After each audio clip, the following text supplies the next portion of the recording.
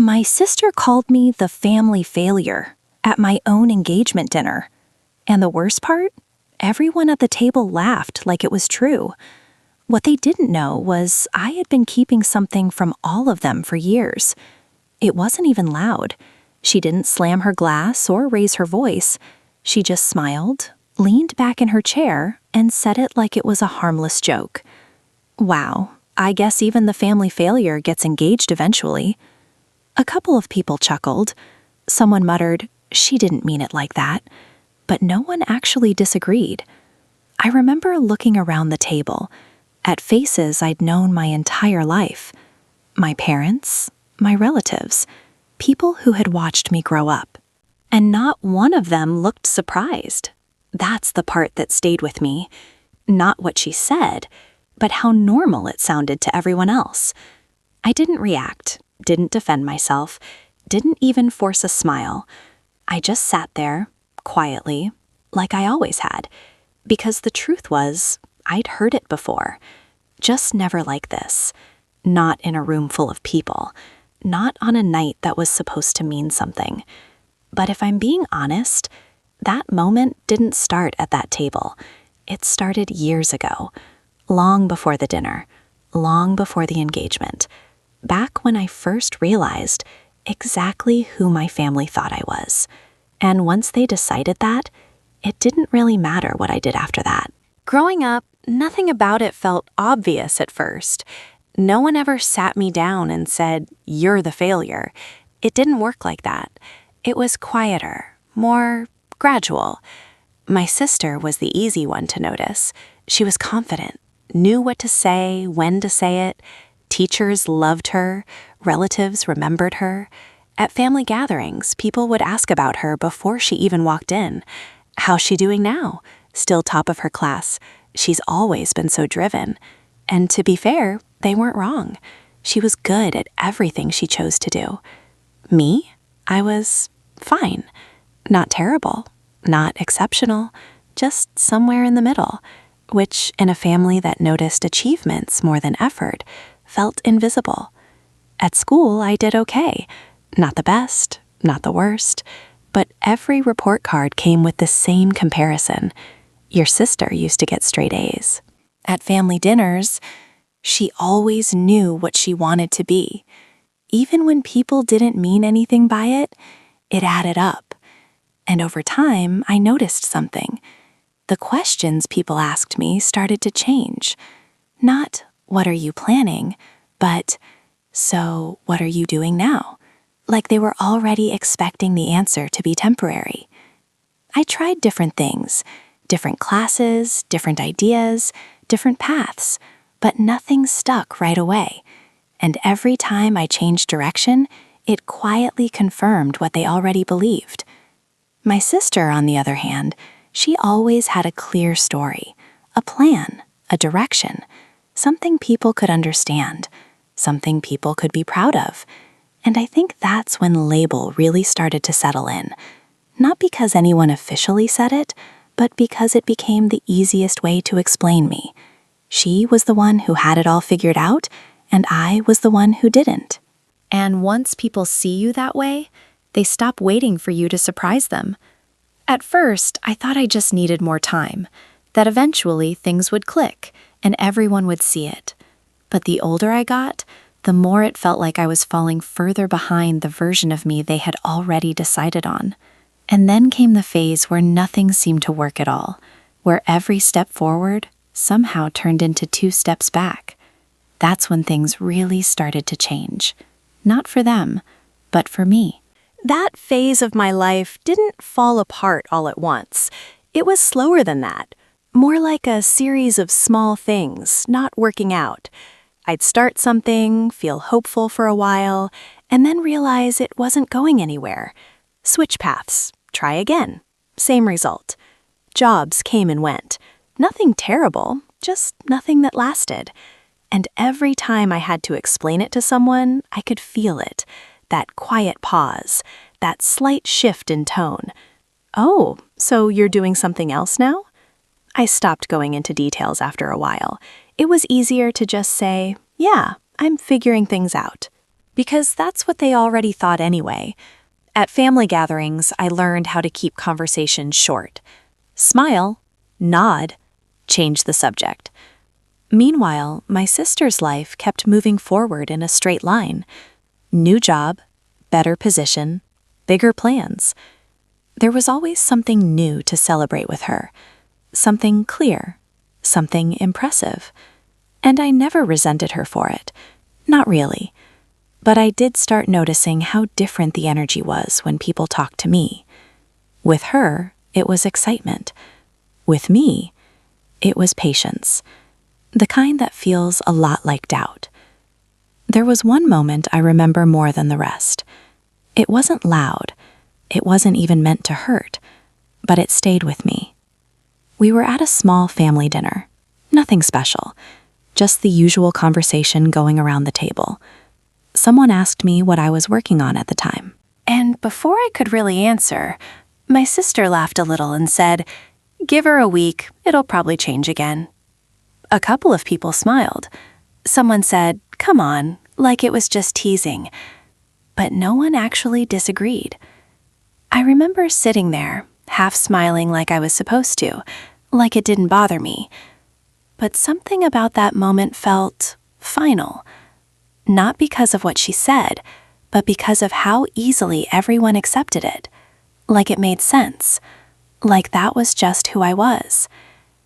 That was the first time I realized I wasn't just figuring things out to them. I was the one who never would. And for the first time, I stopped thinking about how to prove them wrong. I stopped trying to explain myself. Stopped looking for ways to make them understand. Because the truth was, they had already decided, and nothing I said was going to change that. So instead, I did something different. I got quiet. Not in the way they were used to. Not unsure, not lost, just quiet on purpose. I stopped sharing plans before they were real. Stopped talking about things that weren't certain yet. If something worked, I kept it to myself. If it didn't, no one heard about it. From the outside, nothing really changed. I was still the same person they thought I was, still figuring things out, still moving from one thing to the next.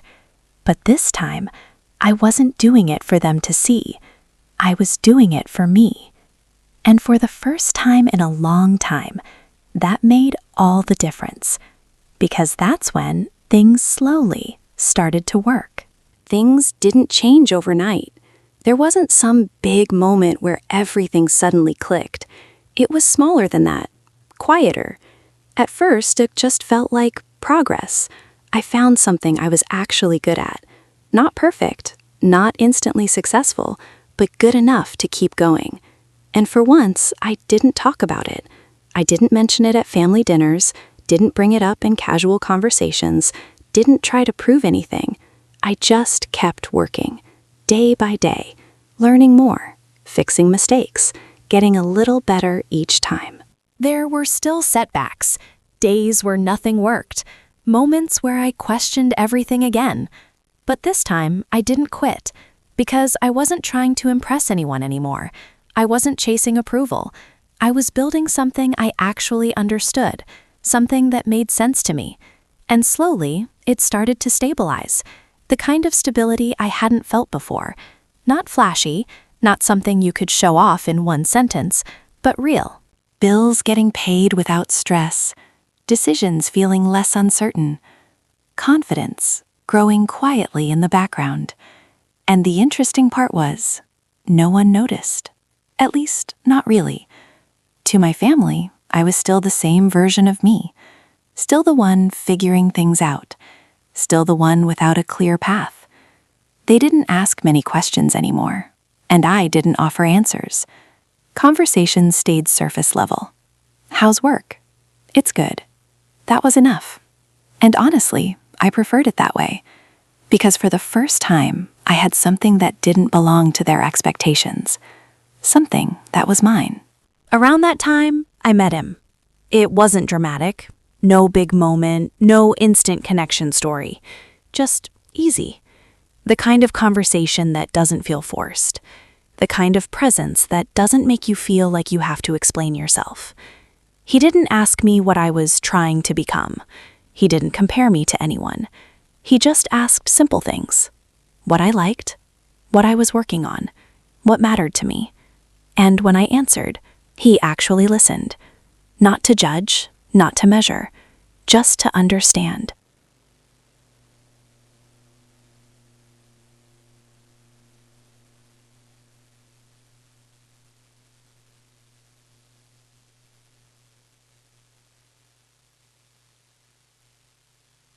And that did something I didn't expect. It made me more honest. Not all at once, but slowly. I told him about the different paths I'd tried, the things that didn't work, the way my family saw me, even the word failure. I said it casually, like it didn't mean much, like it was just something I'd gotten used to hearing. But I still remember the way he looked at me when I said it, confused, like it didn't make sense. "You actually believe that?" he asked. I didn't answer right away, because I didn't know how to explain something that had been repeated for so long, it started to feel normal. After that, he paid more attention, not in an obvious way, but in the way he noticed things I didn't, the effort I put in, the discipline I had built, the way I handled things on my own, things no one had ever pointed out before. And for the first time, I started to see it too. Not the version of me my family had decided on, but the version I had been quietly becoming. By the time we got engaged, my life looked completely different. Not perfect, but stable, clear, mine. And still, my family didn't really know any of it, because I never told them, and they never really asked. So when that dinner was planned, when everyone sat down at that table, smiling, talking, celebrating, they thought they knew exactly who I was, the same person they'd always seen, the same family failure they'd already defined. They just didn't realize how much had changed. And that's what made what happened next so easy for her to say. The dinner was supposed to be simple, nothing too formal, just family, a few close relatives, and a small celebration. My fiancé and I had chosen a quiet place. Nice, but not over the top. Somewhere comfortable. At least, that's what I thought it would be. From the moment we sat down, I could feel it. Not tension exactly, just a familiar kind of energy, the kind I'd grown used to over the years. Small comments, subtle tones. Nothing obvious enough to call out, but enough to notice. My sister was already in her element, talking easily, laughing a little louder than everyone else, guiding conversations without it looking like she was trying. She asked me a few questions at the start. "How's everything going? Still busy with whatever it is you're doing?" I gave the same answers I always did. "Yeah, it's good. Just working." She nodded, like that confirmed something, like she didn't need to ask anything more. The conversation moved on quickly after that. It always did. Topics shifted back to things people understood. Her work, her plans, her updates. Things that sounded complete. I didn't mind. I was used to listening more than talking, and honestly, I preferred it that way. It gave me space to observe, to notice the small things, the way people reacted, the way certain words landed. At one point, someone raised a glass, a small toast, to the engagement. There were smiles, a few kind words, nothing too emotional, just enough to acknowledge the moment. For a second, it actually felt nice. Like maybe things were different this time. Like maybe this was just going to be a normal night. And then my sister spoke. She leaned back slightly in her chair, holding her glass, smiling like she always did when she was about to say something funny. "Well," she said, glancing around the table, "I guess even the family failure gets engaged eventually." It landed exactly the way she intended it to, light enough to pass as a joke, sharp enough to be real. There was a pause, just a second. Then a few people laughed. Not loudly, not cruelly, just enough. Enough to make it clear no one thought it was completely out of line. Someone across the table shook their head slightly. Come on, don't say it like that. But they were smiling too. I didn't look at her. I didn't look at anyone, actually. I just sat there, hands resting calmly on the table, face still. Because reacting would have turned it into something bigger, and I wasn't interested in that. But I could feel it, that familiar weight, not as heavy as it used to be, but still there. What surprised me wasn't what she said. It was how easy it came out, how natural it sounded, like she wasn't even thinking about it. And maybe she wasn't. Maybe to her, that's just who I had always been. I finally glanced up, not at her, but around the table. Same faces, same expressions, some uncomfortable, some amused, most just neutral. No one corrected her, no one disagreed. And for a brief moment, I saw it clearly. Not just how she saw me, but how all of them did. The label hadn't gone anywhere. It had just been waiting. I could have said something right then, explained everything, corrected her, proved her wrong. But I didn't. Instead, I took a small breath and let the silence sit for just a second longer. Because for the first time, I didn't feel the need to defend myself. Not there. Not like that. I reached for my glass, took a slow sip, set it back down. And then, calmly, I spoke. I think it's interesting, I said quietly, how some things never really change. The table went still. Not completely silent, but close enough. The kind of pause where people start paying attention without meaning to.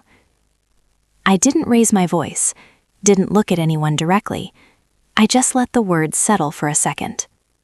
Because I don't think I've ever actually told any of you what I do. A few confused looks. Someone shifted in their seat. My sister let out a small laugh, like she was about to brush it off. Okay, this should be good. I ignored it. I guess I just stopped talking about it after a while, I continued. It didn't seem like anyone was really interested. That landed a little differently. Not heavy, just honest. I tried a lot of things before this, I said. And yeah, most of them didn't work out. I gave a small nod, like I was agreeing with them. Fair enough. Another pause. But the thing I stuck with, I didn't talk about it until it actually became something real. Now they were listening, not reacting, not interrupting, just listening. I've been working on it for the past couple of years. Built it up slowly, made mistakes, fixed them, kept going. My sister leaned forward slightly, still smiling, but not as relaxed as before. And what exactly is it? She asked. I glanced at her then. Not confrontational, just steady. It's a service company, I said simply. Small at first, but it's grown a lot this past year. No dramatic reaction, just curiosity starting to replace assumption. I work with a few clients regularly now, I added, and it's been enough to support me for a while. Someone at the table frowned slightly. Wait, like full-time? I nodded. Yeah, for a while now. You could feel the shift. Subtle, but real. Not shock, just confusion, because it didn't match the version of me they had in their heads. My sister let out a short breath through her nose. So you've just never mentioned any of this? I shrugged lightly. I tried to at first. That was it. No accusation, no long explanation, just the truth. For the first time that night, she didn't have something ready to say. The table was quieter now, people processing, replaying conversations in their heads, realizing how little they actually knew. And then my fiancé spoke. Not loudly, not to take over, just enough to add context. She's being modest, he said, glancing around the table. She's been doing really well. I didn't react, didn't look at him, but I could feel the attention shift again. She's got more clients than she can handle right now, he added, and she turned down a couple of expansion offers recently. That did it. Not because it was dramatic, but because it was specific, real. Someone across the table blinked. Wait, seriously? I exhaled softly. Yeah, it's been steady. No exaggeration, no need to impress. Just facts. And that's when the room changed. Not all at once, but enough. The smiles were different now. The silence, heavier. Not uncomfortable, just aware. My sister leaned back again, but this time the confidence wasn't the same. Well, she said after a second, I guess you've been busier than we thought. I gave a small nod. Yeah. No edge, no sarcasm. Just calm. And that was the part she didn't expect. I wasn't upset, wasn't trying to prove anything, wasn't even asking for recognition. I was just clear. And somehow, that said more than anything else could have. The room stayed quiet for a moment longer. Not tense, just thinking. People processing the fact that the family failure they had laughed at wasn't a failure at all. My sister looked at me, not laughing anymore, not smiling, just a flicker of surprise, maybe even a little shame. I didn't say anything else. I didn't need to. The truth was out. The label she had casually thrown at me, the one everyone else had accepted, no longer applied. I pushed back slightly in my chair, smiled softly, not in triumph, not to rub it in, just calm, collected, and self-assured. My fiancé reached for my hand under the table, squeezed it, a quiet acknowledgement that he understood. And then slowly the conversation moved on, not awkwardly, not forced, just shifted. The rest of the dinner passed in a different rhythm. My family still didn't fully get it, and maybe they never would, but it didn't matter. Because for the first time that night, I had seen myself clearly, and I knew exactly what I was worth. My sister's words still lingered in the air, the family failure, but now they didn't sting. They didn't define me. I had been quiet for years. I had built my life quietly. I had worked for myself quietly. And tonight, without raising my voice, without lashing out, I had proven something far more powerful than humiliation or revenge could ever achieve. Sometimes the most satisfying victories aren't loud. They're calm. They're quiet. They're undeniable. I finished the dinner, smiled politely, and excused myself, not to punish anyone, not to make a statement, but because I didn't need to stay in a room that had only ever seen part of me. I walked out knowing one thing clearly. I was not their definition of me. I never had been, and I never would be again. For the first time, I felt free. And that was enough. If this story helped you in any way, consider subscribing for more such content as we upload new stories daily.